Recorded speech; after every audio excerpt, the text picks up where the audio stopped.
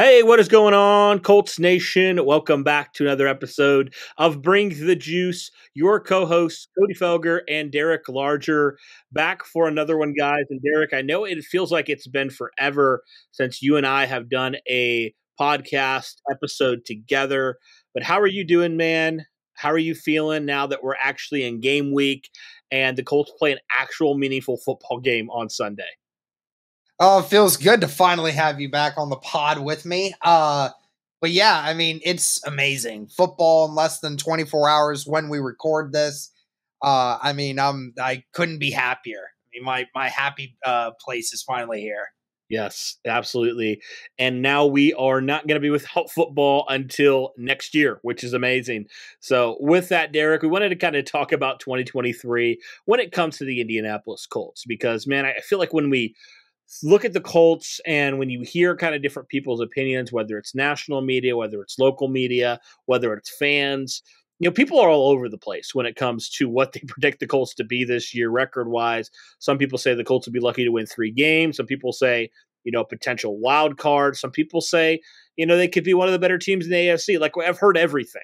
So I wanted to kind of take the record out of this, for the sake of this video, and not talk about the record. I made a video the other day about Anthony Richardson, and a lot of people said, well, I think the way that he would win is by winning games. I'm like, you completely missed the point of what I was trying to talk about there. So I wanted to make kind of a different video here, but similar in certain ways when it comes to the 2023 season. Take the record out of it in this video here and talk about some of the biggest focuses outside of the record that the Indianapolis Colts should be looking at in 2023. So with that being said, Derek, I wanted to start with the player I just mentioned, Anthony Richardson. I mean, the biggest thing for Anthony Richardson is his development. How does he look as the season progresses along? Now that we know he's going to be the guy moving forward, how does Anthony Richardson look from week 1 against Jacksonville to week 17? And, whatever happens, if the Colts make the playoffs, if they miss the playoffs, whenever his last game is of his rookie season, how does he look, from week 1 till then? What are your thoughts on him, the development of him, and how crucial it is for the focus of the Colts in 2023? Well, you said it in the beginning that it's clear that the ultimate goal of this team is to progress because it is a young team, an inexperienced team from top to bottom right now, especially with the coaches. And I know we don't really have that in this mark right here, so I'll kind of throw it in here with this Anthony Richardson development is how does the offense with Shane Steichen and Jim Bob Cooter, how does that offensive staff work to develop this offense, which was, by all accounts, most people would say probably was the worst offense in the NFL last year by a lot of margins. And how does it progress this year? How does it get better? And you're right. Like, you can't devise this by saying that wins are what's going to regulate you as you being better than what you were last year. You can't do that because there's so many different aspects to this team that there's injuries, there was trades, there was gambling problems that cost us one of our corners that kind of made it difficult for that, and a bunch of other things that have happened, and circumstances are just not in a situation where you look at wins and losses and then say that is the finished product. That's not what you need. You need to say that even if somehow, some way you don't end up with a great record, if you can sit here and say, yeah, if the Colts win 5 or 6 games, okay, so yeah, wins and losses, yeah, they won a few more than they did last year. That still doesn't necessarily, you and I would both equate, that doesn't account to success. What we want to look at as success, like you said, was how does the offense in particular and the team look from week 1 to week 17? Does Anthony Richardson get better and look more like a complete quarterback as you move along during the season? Because we have said it, that his biggest problem is he hasn't had the snaps. And Week 1 is not going to change that. He's going to have one professional football game. At the end of this week, it's not going to be a finished product. He may play really bad on Sunday, but at the end of the day, that's still not going to be the end of him. We have to continue to watch him do more. I would be okay with him being really bad week 1 if that means week 12, week 13, week 14, 15, all these weeks later, he starts having those 3 touchdown, 4 touchdown games, throwing for 300 yards or combining for over 300 yards in total, not throwing interceptions or having costly turnovers, looking like just basically like an NFL quarterback. That's what we want to see from them. And that is probably going to continue to be the main focus of the Indianapolis Colts in 2023 is how does Anthony Richardson look? Yep. And we've said it before. Like we said it last year when the Colts were just bad. You would rather be bad with a young quarterback than bad with an old aging quarterback. Like you just would, and I think it's a situation, Derek, where we can realistically say, like, if the Colts would win around-ish the same amount of wins as they did last year, if they would have that 4, 5, 6 wins, we would feel completely different than we felt a year ago. Like we would, because, you have an actual answer. If Anthony Richardson shows positive steps, I don't care if you win 1 game all year. Like, obviously, you would hope if he takes good steps, you'd win a couple more than that. But if he does take those positive steps and the team's just not good enough, but he shows that he can be that guy, you'll take that. You will. And so I don't think the Colts are going to only win 1 or 2 games. I think they're more talented than that. But, like, you're right. Like, if they win 4, 5, 6 games, but Anthony Richardson shows, what he's made of, like, it's a win. It really is a win. So definitely agree with you there. The development of Anthony Richardson is critical. It's the only thing that honestly matters this year in a lot of ways. I know a lot of people have said that, but, if you can get it right at quarterback, I don't care if you stink for a year or 2, but if you get it right and he is your guy, I mean, we've seen the turnaround of teams like Cincinnati, for example. We saw what they were, going from the first overall pick, to a couple years later being in the Super Bowl. Like, if that quarterback can take that leap, he can take you from being one of the bottom feeders to one of the top dogs very quickly. So if Anthony Richardson can be that guy, that'll be great for Indianapolis. I think you mentioned it already with talking about the offense, but I think just that chemistry working with the young weapons that Anthony Richardson will have at his disposal, guys like Michael Pittman, Alec Pierce, Josh Downs, Kylan Granson, Jelani Woods when he gets back, all those different guys, even some of the running backs as well, like just developing that chemistry amongst the young, guys, because the Colts have an extremely young core of pass catchers right now. And I think it's just going to be critical for them to just build that chemistry together, which I think is honestly a factor, Derek, when talking about guys like Josh Downs, who is now the starting slot guy. Like, building that chemistry from the beginning is so important. Yeah, absolutely. I mean, Josh Downs specifically, I mean, we saw that he's finally, from what it sounds like, is going to be the starting slot guy. And we've been talking about that ever since they got drafted. That was the storyline was Anthony Richardson, Josh Downs outside the hotel throwing passes together in the parking lot. Some stupid stuff like that. But, that's what it is. It's about building that chemistry. You and I talked with Josh Downs during training camp, and we asked him about that. What's the chemistry been like with him and Richardson so far? And they felt like they've gotten much closer as camp's gone along. And we've seen all throughout camp him and Alec Pierce connecting on these big plays and everything else that is such a big deal for moving the offense in a way that the Indianapolis Colts couldn't do last year.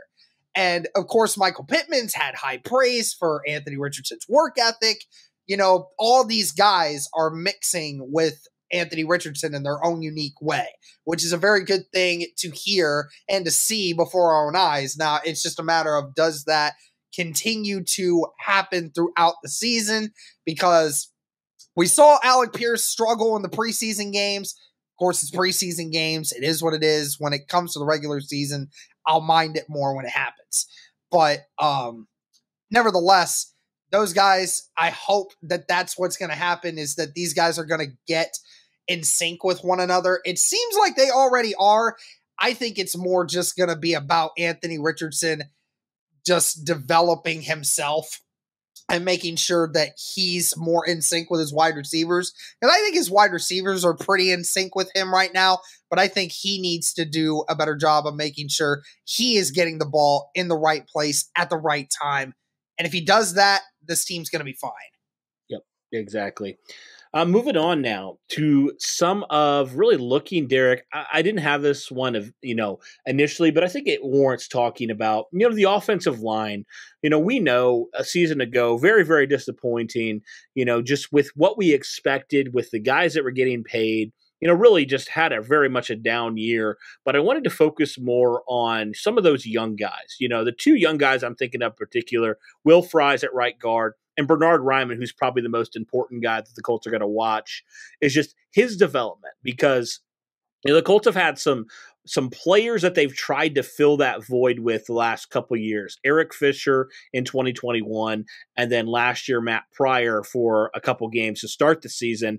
And really, those two attempts have kind of fallen flat on their face in certain ways. So the Colts, drafted Raimann last year, and he kind of got thrown into the fire and had some issues where he struggled early on. And especially that Denver game where he kind of got thrown in there. He had some struggles. He definitely did. But I felt like as the season got, further along, as he built chemistry with Quentin Nelson on that left side, they started to get better as a unit together. And, that's such an important position when it comes to just, the long-term success of any quarterback. If you can protect his blind side for the next 5 to 10 years at the minimum, I think that's going to go huge for you. And that's a position that's a blue chip, a talent position that you frankly just need to figure out. So if Bernhard Raimann can continue to ascend and be that guy, I think that will be huge for what the Colts can do and just the ways that they can, allocate their resources, I guess, into, improving other positions on this roster. They can figure out a guy in the third round that can be your franchise left tackle. I think that's so huge for what you want to do in moving forward. Yeah, I mean, that offensive line last year, man, that was something. When you look back at it, I think the majority of people will tell you that there was some disconnect between the offensive line and what they were being coached. Even Quentin Nelson had to tell you that last year, like, the offensive line unit was not in sync with each other at all. There just wasn't anything to mix it together. And because guys weren't talking off the field, guys weren't, communicating on the field and all of this stuff. And then we all want to place the blame on former offensive line coach Chris Strauser, which I firmly believe was a big reason why, because as soon as we hired that man, the offensive line performance went down year in and year out and year in and year out. So I don't think that's much of a coincidence. Obviously, we have a new one in, and from all accounts, we've heard that he's done a terrific job of bringing some juice back to this offensive line unit. Quentin Nelson looks a little bit more revamped now. Bernhard Raimann, we've been told, is having a phenomenal camp and had a great offseason, adding weight. And Braden Smith is back to full health. Ryan Kelly is back and being in a more clear space now. So things are hopefully going to be in much more sync now. And, with this offensive line unit, you have new fresh blood in this quarterback room. And I know last year, there was the whole issue with the Matt Ryan thing. I think they didn't have a problem with Matt Ryan, but I think the play styles are a little different. And I think now, just with Anthony Richardson being who Anthony Richardson is, I think also provides a little bit more of a morale boost for the offensive line because they know who they're blocking for and they know who's going to be behind center for a few years. And I think that might actually mean a lot to these guys as well. So hopefully this offensive line unit gets a lot better. I do think they will, because you can't get much worse than what you were last year. Exactly. So, yeah, just having a fresh voice in that offensive line room, I think, is just got to be so helpful for some of these guys who, have heard just different things. And, especially guys like Quentin Nelson, who's now, this is his third offensive coordinator, and Ryan Kelly as well. I think it's his fourth now. Some of these guys have heard different things. Just getting a fresh voice in there and kind of just a revamp, when it comes to the offensive line, kind of a different approach to playing the offensive line versus what Chris Strausser had last year. I think it really will help this offensive line moving forward, and just kind of hitting a reset button. And for guys like Bernard Ryman, who are still pretty young, still pretty fresh in a position, just having an off season of being able to be in the system, being able to grow as a player, learn from last year, and put on the proper weight and strength that you need to. I think that's huge for him. So, yeah, definitely looking at that offensive line, hopefully to have a bounce back and some of these young guys to step it up. All right, let's move on to the defense. We have a couple of things we want to mention on the defensive side of things. We'll start with the defensive line.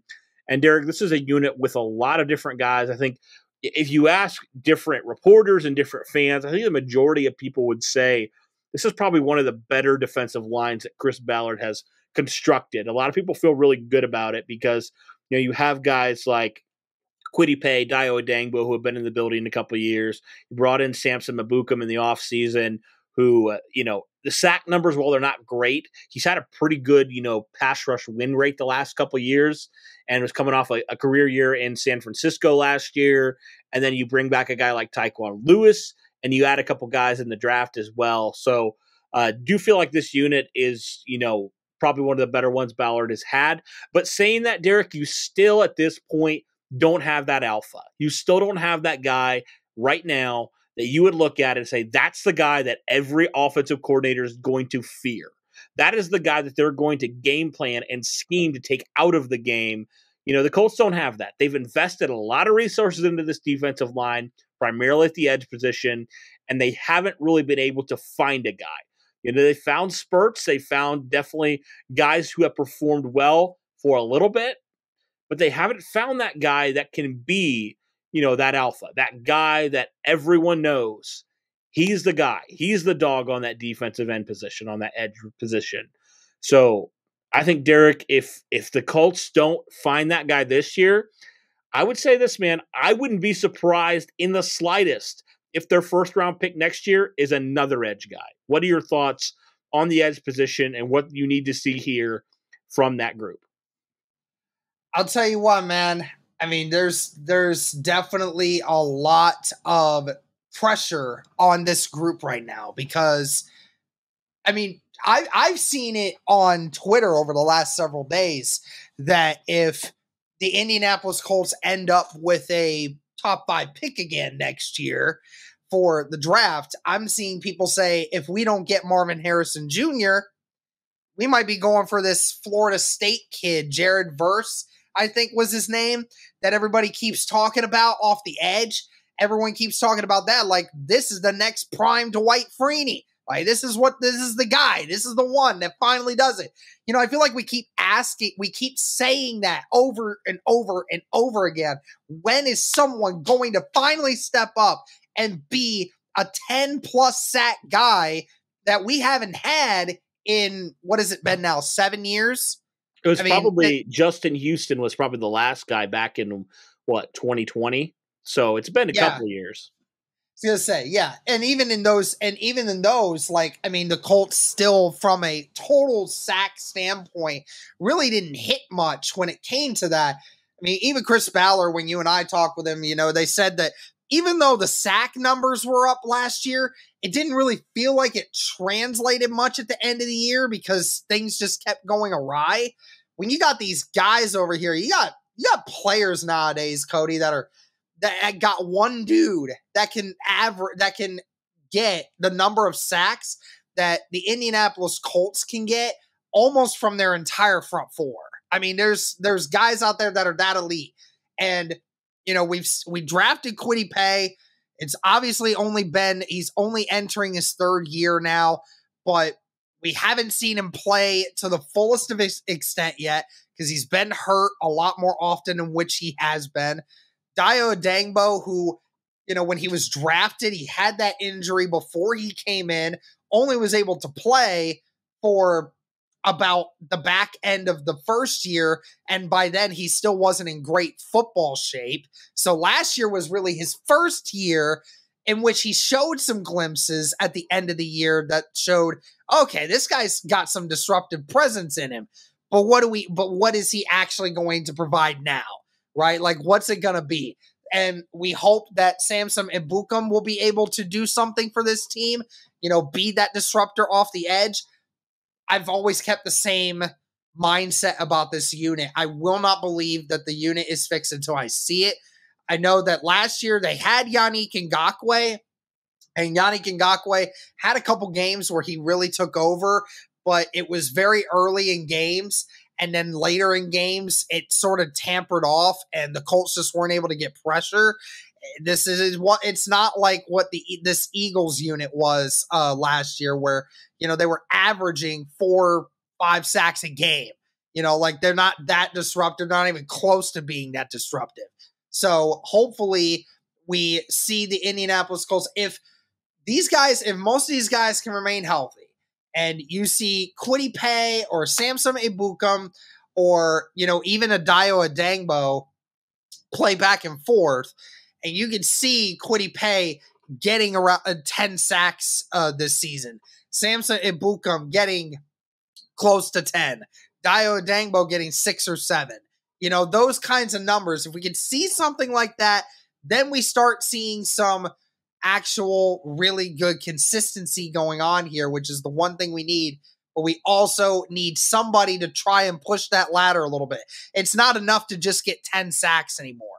You need 12, 13, 14, maybe even 15 to really start saying, okay, now you're dominating. Now you're dominating when you're getting into that 15 range. That's where we need to start seeing somebody. I just question, who is that guy? Right. Yeah, I mean, I think you mentioned it, like, just the inconsistencies. That's been this unit, gosh, I don't even know, really, since Ballard has taken over. Honestly, since Robert Mathis retired, that has been the story of this unit. They've just been inconsistent. There just has never been that guy that stepped up to the plate. And how many picks have you invested? How much resources have you put in to this position? And it's still a question mark.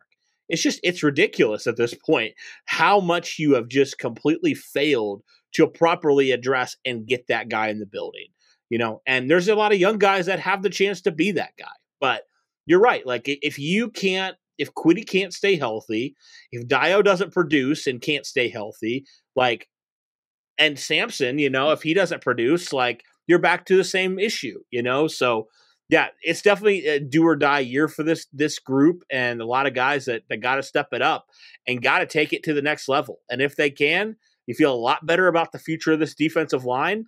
But if they don't, you keep swinging, man. You have to. There's no question. There's people that are saying, why would I invest more into this unit when I've already invested into it? Well, if you're not getting proper production, you got to fix it till you can, at this point. So, yeah, the pass rush, no question. The edge, I feel so bad for DeForest Buckner because he's been so consistent, but his partners in crime on the outside have just not been. So give DeForest Buckner some help on the edge. Please help him out. All right. Let's move on to another one, Derek. Talking about the health of Shaquille Leonard. We all know he, had some stuff with that whole ankle thing, that whole surgery. We all know all that story. He looks like he's pretty much back from that, dealing with a concussion right now. But I think the biggest focus for the Colts has to be, can Shaq Leonard be what he once was at linebacker, right? Because he's now had 3 concussions. That's nothing to scoff at. And, there are legitimate questions like, even if he is on the field, can he be the maniac again? Yep, that is going to be the question mark of the defense. Is Shaq Leonard going to be back? And is Shaq Leonard going to be the Shaq Leonard that we've seen for years before these several injuries happened? I mean, we saw what Shaq Leonard was able to do even when he wasn't healthy, Cody. I mean, we saw when this guy wasn't healthy, he had a league-high 15 turnovers forced or created, right? So it's kind of crazy to think that if Shaq Leonard is just even back to that state or even better, then to what we could actually see from him going forward is a huge deal to this defense that really is searching for its identity again, because last year's defense was a great defense. It didn't have a lot of turnover potential because the maniac was not on the field. That was the biggest problem. Last year, it was you had a couple lockdown corners, which was really awesome, and you had a pretty decent front. But and Zaire Franklin held the fort at linebacker, but he's not a turnover machine like what Shaq Leonard is. So to have Shaq Leonard back, to be able to know that at any given moment, that ball could get punched out of the ball carrier's hands with that punch that Shaq Leonard needs to get trademarked. That's the one thing that this Colts defense really needed. Is if you're going to have a situation where your defense is a bunch of young kids or a bunch of inexperienced people in the system, you need to find something that your defense can grasp onto. And if it's one guy that can create turnovers, at least close to a dozen of them any single year, it's Shaq Leonard. And if you can do that, then that defense immediately gets a morale boost because they know at any given moment that guy can turn the ball over. And that's exactly what you need. Yep. You mentioned it. That just was the element that was missing from this defense last year. Especially, we saw how many games, Derek, where the Colts played well for most of the game, but they could not force that key turnover to win the game. And that's what Shaq does, right? He does that. He creates those timely turnovers. I mean, how many times have we seen him? Gosh, I've lost count how many times we've seen Shaq force a turnover at the timely situation. Colts would jump on it. They win the game. He's just so critical to have a player like that just is a turnover magnet. And if your defense can add that element, I mean, that takes you from, if the Colts last year had that element, it takes them from a good defense to a great defense. That really does. That's the difference. Is just like, even if you surrender a lot of yards, but you can force turnovers, that's great. And especially with this young unit, especially at the secondary, like they're probably going to give up a good amount of yards. Like that's just how it is, to be honest. But if they have that element that you never know when Shaq's going to come and make a play, that can change the whole dynamic of your defense. I mean, really can change the whole dynamic of a football game, change the momentum completely. So with a young team like that, having a player that can force those turnovers is so crucial and so important to have. So Shaq, if he can get back to what he was at one point, I mean, it's going to be huge for the Colts. I did mention the young DBs. We do need to talk about them, Derek, because right now you look at who are the starting corners for the Colts. Two guys that we really probably didn't expect as much, especially Darrell Baker at cornerback number 1 right now. I mean, you do have to ask the question, Juju Brents and Jalen Jones, right? Where do these guys factor in? How do they factor in? Is Darrell Baker going to continue to be cornerback number 1 throughout the whole season? Well, how does that kind of shake out? And also I'll throw in, the safeties as well. All these 3 young safeties, with obviously we know Nick Cross, kind of his ascension, and your 2 starters, Rodney Thomas and Julian Blackman. It's an extremely young secondary in general. So what are you watching primarily here with these young defensive backs? Yeah, you said it it's going to be very interesting to see who is the best cornerbacks, who's going to be the number 1 and number 2 at the end of the year. We know that Darrell Baker's been the most consistent guy when it comes to pass coverage so far. That's why he's number 1. He may not even be the most talented guy on this. I would argue that he may not even be the most talented of the 4, but he's been the most consistent and he has been reliable. So therefore, when that first week goes out, you need to have him ready. That's why he's out there. And then, of course, with Dallas Flowers, again, probably isn't even the best of Jalen Jones or Juju Brents, but Dallas Flowers, been in the system, waited his turn, did what he needed to do, was reliable, therefore he's ready to go.